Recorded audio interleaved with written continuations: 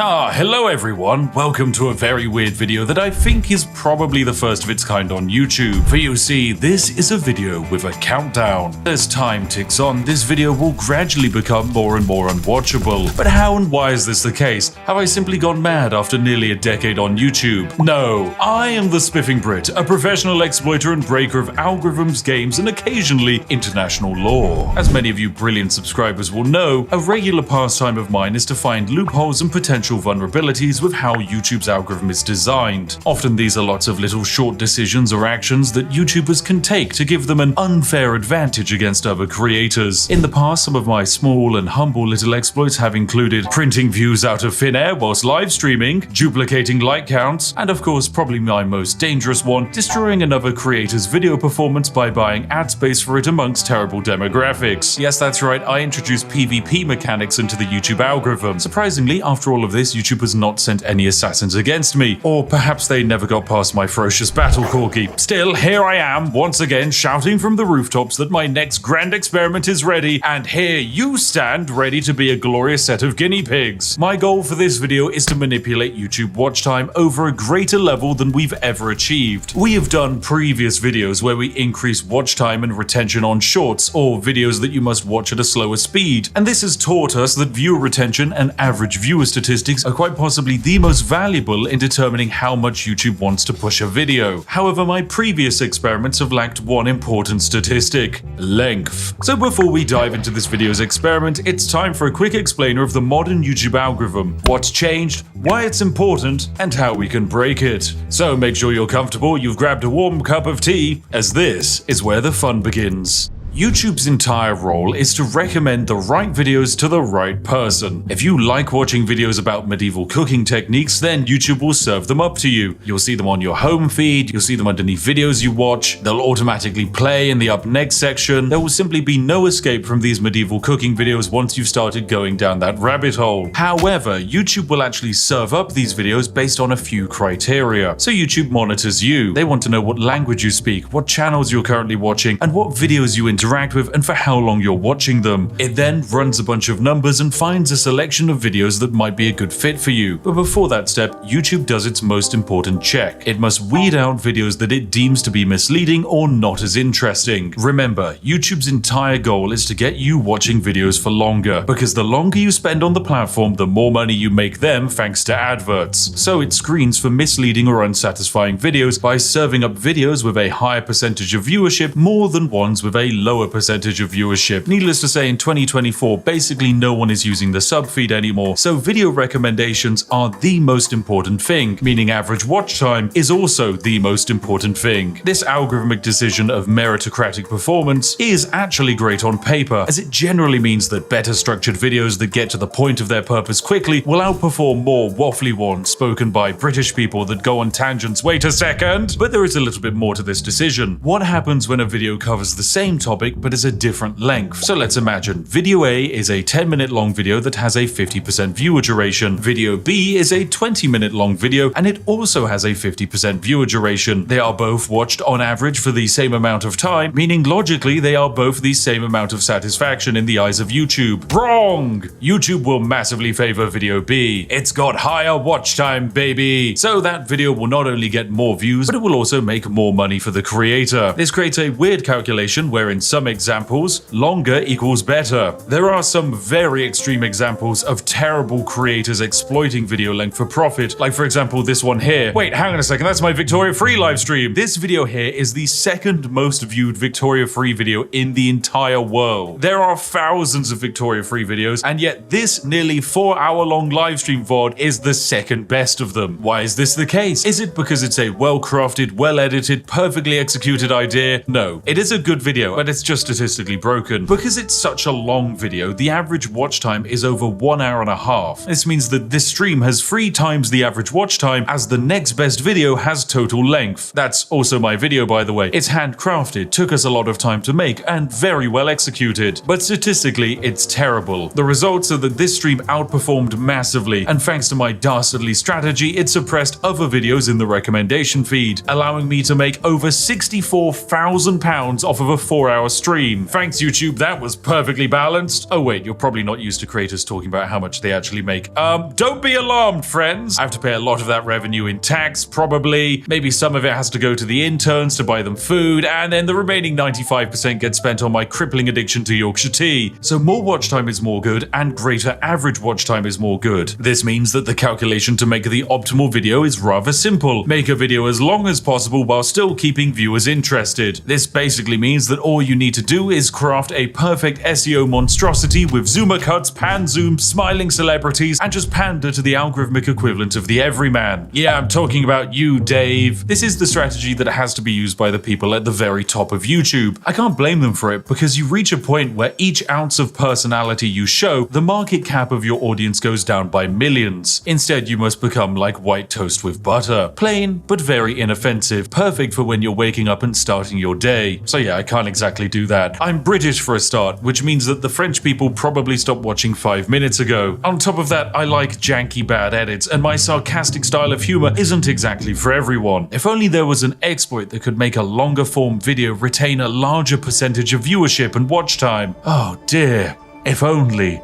Oh my god, is that a poorly designed feature YouTube made that nobody uses on the horizon? Yes, it is! Say hello to the YouTube Video Editing Suite. From this screen, I can make edits and alterations to an existing video on YouTube. I can trim and cut sections out of it, blur details, insert audio tracks, apply end screens, and even spam info cards to remind you to buy merch every 5 seconds. Seriously, creators who use this, please stop. What are you doing? Go and brew a cup of tea. Now, these tools are hardly used. Mostly they exist to help YouTubers cover up mistakes like speeding in a school zone whilst driving a luxury car. Or if you're really special, YouTube will even let you insert footage back into videos. But outside of a few moments when Linus Tech Tips needed to add corrections into something, it's actually hard to find much evidence of creators using this. The main thing that I think actually sees the light of day is the cut tool. This actually serves a purpose outside of fixing errors. You see, most YouTube sponsor contracts stipulate that the ad read must be on a video for 2 to 3 years. This means that 2 to 3 years after upload, some creators will actually go through their back catalog of content and cut out the sections where they tell you that Raid Shadow Legends is the greatest video game ever conceived. Yeah, right, baby, it actually sucks. Yeah, I know, I just burnt a lot of bridges there. Your game sucks, mate. I'm never taking your money. Stop emailing me. Outside of covering up the past, there is a reason why it makes algorithmic sense to remove your older sponsor reads. Most people, when presented with a read, simply press the skip button and bypass the 30 to 90 second section of that video. This means that those sections massively lower the average watch time and retention of the overall video. So by removing a section where only 10% of the audience is watching and bring it back to a 50% average retention section, then that's a net benefit on the video's performance. So logically in the long term, that's better, that's more views and more money. But all of this is curious. What if we took it even further beyond? And what if we did it backwards? Yeah, this is where I had a brilliant idea. What if we created an average video with good statistics and then cut the end off of it? Welcome to my grand plan. You're currently watching one of 2 versions of a video. One version ends sooner than the other. If you're watching this video too late, then the entire second half of this video has been cut off and you'll never actually know what it was. You'll never even be able to watch it again. And the science behind it is rather simple. I can make a video like this be watched by 2 types of viewers. One set of viewers are watching a full-length version. If the video is 20 minutes long and the average watch time is 10 minutes, that video has given me a 50% retention. However, the second viewer, which might be you, watches the second shortened version. Let's say this video is now only 10 minutes long, but you still watch it for 50% of its length. Well, the problem is that YouTube can't delete the watch time that this video has generated, and all of the statistics just pile up onto the back end from the original version. So all of those longer views are added onto the new shorter version of the video. If half the views are on the long version and half the views are on the shorter version, we balance out at an average watch time of 7.5 minutes or 75% retention. Of course, the longer the section that we end up deleting, the better. If I add a 10-hour long Skyrim Let's Play after this and people watched it for an average of 2 hours, I could probably end up with one of the highest average retentions on a 10-minute video that the world has ever seen. And you know what? Maybe that is what I've done. But you have absolutely no way of knowing because there's a chance you're watching this video after the great cut. So there we go, job done. This video is perfect. I've just become a quadrillionaire and the largest YouTuber on the platform. unfortunately it's not quite that simple. There are a few limitations to this strategy that might unfortunately stop us from breaking YouTube entirely, namely market cap, interaction, and engagement. The first problem is hard to fix, as there is a finite amount of people on the planet who would be happy watching a video on YouTube exploits. YouTube knows this, so recommends videos accordingly. Generally, the best videos on YouTube are ones that are relevant to broad viral demographics. This is why you see someone like the Legal Eagle cover popular events rather than obscure but interesting legal cases from Madagascar. Now, there are a few ways I can manipulate and trick YouTube to improve this video's relevancy and raise the market cap. Namely, I can have you go into the comment section and say some relevant topical things and talk about how they definitely featured in this video. Here's a list of some popular current SEO terms active right now that you can claim I have somehow satisfied your interest of. Yes, I remember talking about that. Oh, and that one.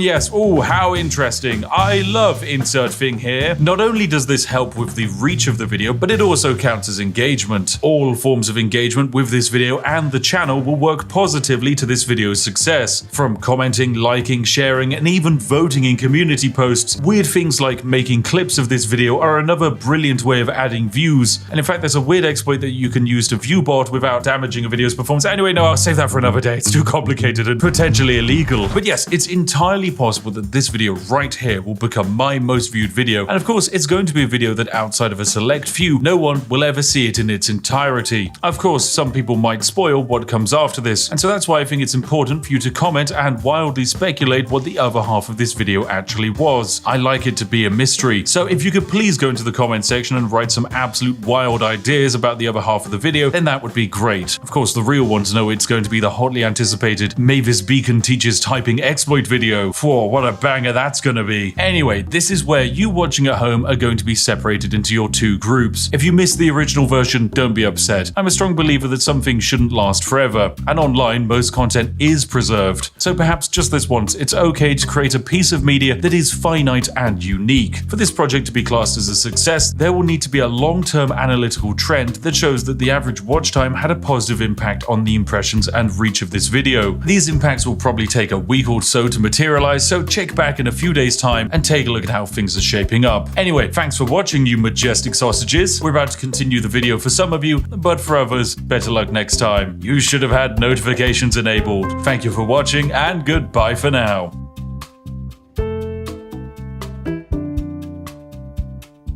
Right, welcome ladies and gentlemen to the other half of the video. This is something that not everyone's going to see, and who could have guessed it? It is a British food, snacks and drinks tier list, because I know that for too long people have been wondering what my incredibly important opinions are, and today we will answer them, for this is quite possibly the most important thing you can ask a British person, and one of the most critical determining factors when it comes to knowing whether to trust a human being or to distance yourself from them. So yes, let's start with this lovely tier list. It's going to of course begin with Aero chocolate bars. Now these are quite fun. They're kind of like chocolate bars with air pockets in them, and you know what, I'm gonna say they're pretty good. They're nice, they're very tasty, but they can be a bit sickly. As far as chocolates go, it is definitely pretty good category. Then we have After Eight mints. These are basically mint chocolates. They're very strong and minty, and many people like them. However, I don't think they're that great because I don't like mint chocolate. I think that's a terrible idea. If I want mint, I'll just eat toothpaste, mate. Then we've got Heinz beans. I'm actually gonna combine Heinz beans and cheese with beans on toast in the not great category. This is probably the most controversial opinion of the night, and I'm sure many of you are currently hammering into the keyboard that I should yeet myself off of Big Ben. However, I just think beans are bad. They're just a bad vessel for food, and adding them to bread and cheese doesn't exactly improve the situation. So yeah, not great. Then we've got black pudding, otherwise known as blood pudding. It gets its name because it is basically blood mixed with herbs and barley. Definitely quite a disgusting food when you think about it. However, I think it's bloody lovely. I guess I'm just too British for some people. And yes, we in the UK never stopped quite eating like we were in the Blitz or we were role-playing feudal peasants. Then we've got Bounty chocolate bars. These are a disgrace to Britain. It's just disgusting. Just the worst chocolate bar. I hate it. Then we've got Bourbon biscuits. Oh, these are fantastic. These are bloody lovely. A chocolate biscuit with a layer of chocolate cream on the inside. Oh, dipping that into a cup of tea is a blessing. And then we've got dairy milk buttons in yogurt form. These are pretty good. I think these are all right. They're kind of tasty, but it's just very sickly. Then we've got crackers and cheese. This is a blessing to Britain. Whoever created crackers fingers and then had the idea of putting cheese on them. Phenomenal. Then we've got KP cheese balls. These are a disgrace to Britain. They're disgusting. Along with Cheez-Its. I think they're just abysmal. Cheese flavored crisps are revolting. They just kind of taste of chemicals. If I wanted to eat cheese, I'd eat cheese. I wouldn't eat synthetic cheese. I'm not an American layering plastic on top of a burger. Oh, then we've got a prime lovely little dessert cake in the top of a glacier cherry. Oh, I love these. Are good fun. They're pretty good. I know it's kind of controversial. I think in the modern day and age, people have fallen off of the love of the Bakewell, but I think they're still pretty solid. Next up, we've got Chew-Its. These are kind of like a sweet. They're pretty good. I think they're all right. Nothing sensationally great. Oh, and finally, we've got chip butty. Yes, this is good. I can let the northern fly out, mate. This is a chip butty. If you've never had chip butty, it is potato chips or the fries for the American persuaded people, usually with some kind of sauce, probably ketchup. It's laid inside of bread or cob or bap, depending on who you speak to and which part of the UK they're from. This is bloody lovely. It is absolutely bloody lovely. Oh, and then we've got Terry's Chocolate Orange. This is a blessing to Britain. A certified Christmas banger. If you are celebrating Christmas and you don't get a Terry's Chocolate Orange, something has gone wrong in your life. On the inverse of the holiday chocolate scale, we have cream eggs. I think these are not great. This is because they are rammed with fondant icing on the inside. They are sickly. Eating them makes you feel like your arteries are clogging up and you're going to drop dead of stage 75 diabetes at a moment's notice. But it's okay because Britain is saved as we have crumpets. Yeah, crumpets are great. They're pretty good. It's basically a form of bread, usually with butter, toasted. It's just really quite nice. Oh, and then we have what is probably my favorite chocolate bar of all. It's the Crunchy, ladies and gentlemen. This is a blessing to Britain. It is honeycomb or cinder toffee wrapped inside of chocolate, handed to you in a bar. It is wonderful. One of Cadbury's greatest creations, and then after the Americans bought it, it's gone downhill. I want my original Crunchy bar back, but I know it's never gonna happen, so I'll still remember you, Crunchy bar. You were amazing. Speaking of Americans ruining things, it's the Cadbury's Dairy Milk Bar, which is now in the not great category. This used to be a phenomenal piece of chocolate, and then Kraft ruined everything. I hate mega corporations. But hey, if there's one mega corporation I love, it's McVitie's, because they made the digestive biscuit, which is bloody lovely. It's a very solid biscuit, perfect for dunking in tea. Very nice. Then we have what I believe is a kebab. Kebab meat, it's alright. It's pretty neutral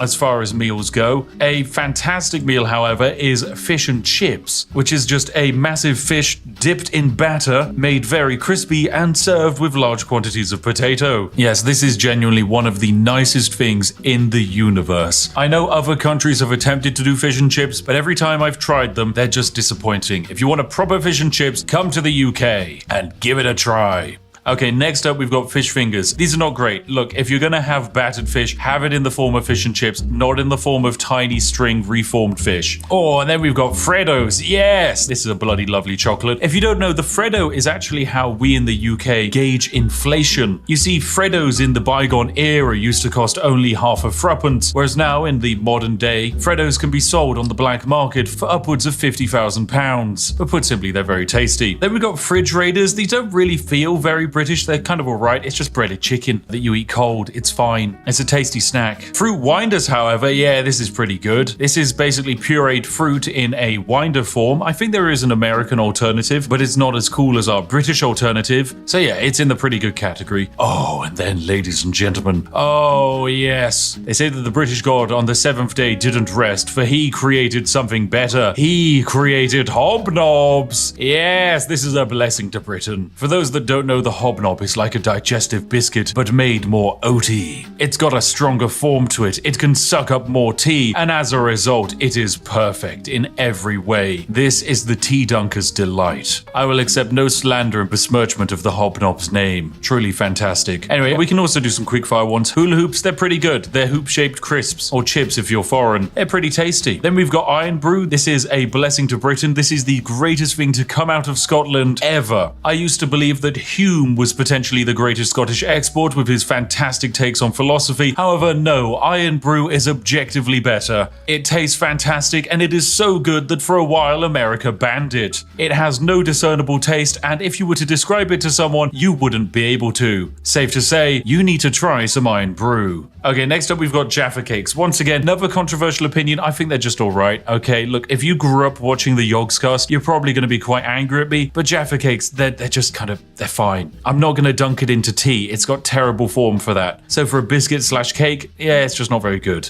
Oh, then we've got Hartley Strawberry Jam. This is pretty good. It's a solid form of jam. Nice to put on your toast. Nice to put on your crumpets. Nice to put inside of your chip butties. I'm not going to judge. But for an even better formation of jam, you have Jammy Dodgers. This is a biscuit with jam on the inside, and it's bloody lovely. Oh, there's also Jelly Babies. Yes, these are very good. They're just jellied sweets, but in the shape of babies, which makes them better than Chewits, because it cures the insatiable British desire to crush children. And ever since we closed down all of the smog factories in London, this is the only way you can get that kick. Next up, we have the Kinder Surprise Egg. I don't really think this is a British snack, because it's very German, but yeah, it's alright. It's basically just a chocolate egg with a small toy inside of it. Once again, Americans banned this because they believed it was a choking hazard and would kill children. I instead believe that the Kinder Surprise Egg is Darwinism in real time. Next up, we have KP Original Salted Peanuts. These are pretty good. They're just a decent snack. Magic Stars. These are alright. My wife really likes them. I think they're just a weirdly shaped form of chocolate. And then we have Moams. Once again, I'm like 90% certain this is German, not British, but hey,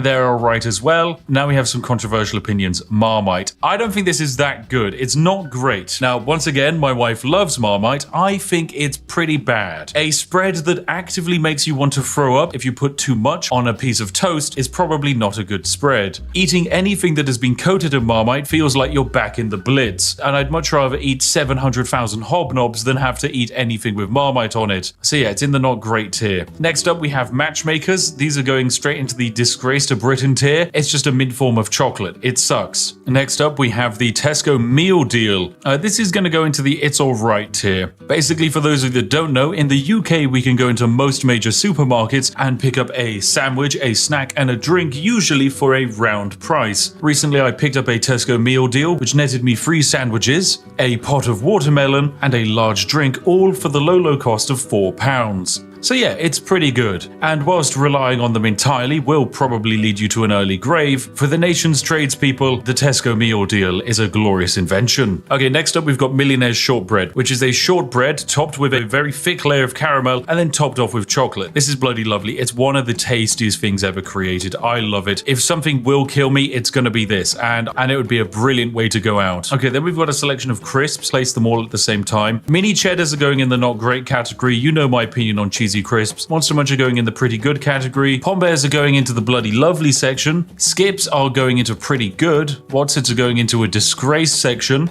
And Walker's Crisps are going into the It's Alright. But finally, Space Raiders. Yes, pickled onion. Oh, this is bloody lovely. Space Raiders and Monster Munch, actually, they should be on the same tier. These are crisps that are designed to contain so much flavor and acid that your mouth will burn after eating a packet. And for that reason and masochism, they just belong in the bloody lovely tier. Okay, next up, we've got Kipling Angel Slices. These are going into the It's Alright category. Party Rings, I'm going to put in the not great category. Controversial opinion, I know, because I used to really like Party Rings, but I don't actually like them that much anymore. Penguin Biscuits are going in the Blessing to Britain category because they contain terrible jokes. And despite the fact that the biscuit isn't that great, I don't care. I love a dad joke. Percy Pigs, that's also going into the Blessings for Britain. They're fantastic. Pepperami is a reformed salty meat stick, so we're going to pop that in the Disgrace to Britain section. And I guess we can immediately cover some other snacks like the pot noodle. It's just dried noodles that you add hot water to, and it's quite possibly the backbone that keeps the entire nation's student population alive. There's also the pasta and sauce sachets that aren't that great, but are even cheaper than pot noodles, but outside of camping holidays, you wouldn't really want them. Oh, then we've got potato smileys. These are going into the pretty good category. Pizza Express Margarita Pizza, that's going into alright. It's kind of fine. Twiglets, I'm going to put in the It's Alright tier. I know I said I don't like Marmite, and Twiglets are just Marmite flavored crisps, but my wife loves them, and she would probably kick me out of the house if I didn't put them there.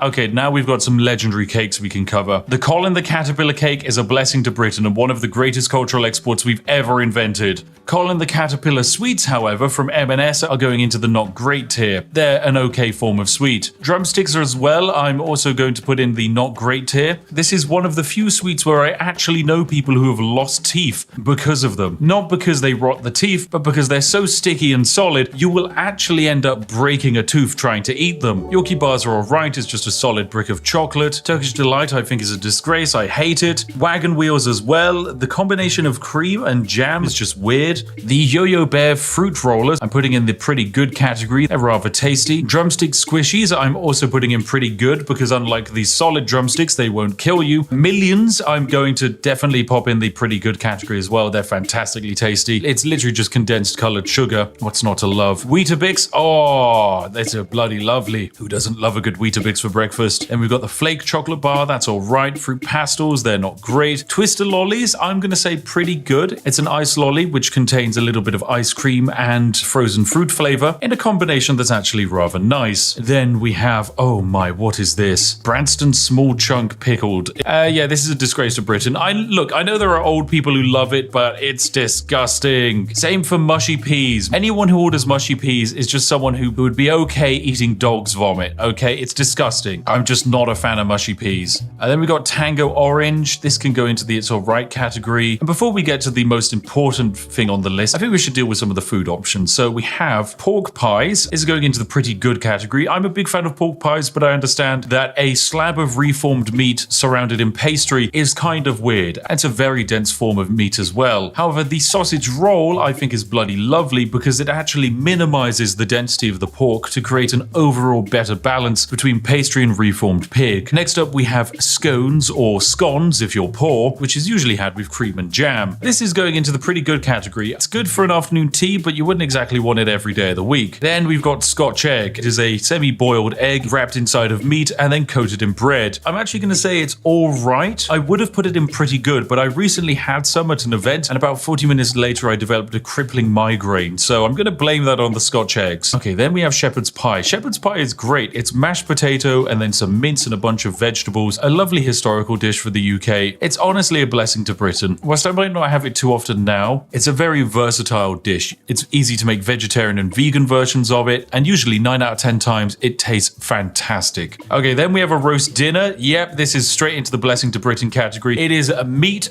potato, usually Yorkshire pudding and some vegetables. Is it the most flavorful meal on the planet? No. Is it a Michelin star meal? No. But does it warm the soul? Yes, it does. So it's a blessing to Britain. Now for the penultimate item, it's a toad in the hole, which is just the large quantities of sausage cooked in batter, and this is bloody lovely. I love it. It's basically a macro scale sausage roll. What's not to love? And finally, the greatest thing in the universe. The ascended god tier item, the one, the only, the greatest thing that has ever existed on the planet, tea. Yes! Oh, it's so good. There we have it, ladies and gentlemen. This has been my very important, very critical, objectively perfect and spot-on tier list of British foods and snacks. You can fight me in the comment section, but your opinion is wrong, because I am the Spiffing Brit, and what I say is law. Tomorrow, bounties and cheese balls will be banned on the streets of Britain, and everyone will be drinking tea as they chow down on some hobnobs. Lovely. Right, well there we go. This has actually been the ultimate extended version of the video that basically no one else gets to see. You have seen it. Congratulations, you're very special. And who knows, maybe there was actually extra stuff after this that I cut. Maybe there was a video within a video within a video. I'm not saying whether that was the case or not. You'll just have to come up with your own theories. But this is all for you today. So thank you very much for watching. A huge thank you to, of course, liking the video, subscribing, and of course, a major shout out to the majestic sausages who are our Patreons and channel members who fund all of this nonsense on my channel. Thank you very much for your continued support. Anyway, if you're sat there wondering what video to watch next, look no further than this video on screen now. I've chosen it and it should be perfect for you. As always, I'll see each and every one of you in the next one. Have a lovely day and goodbye for now.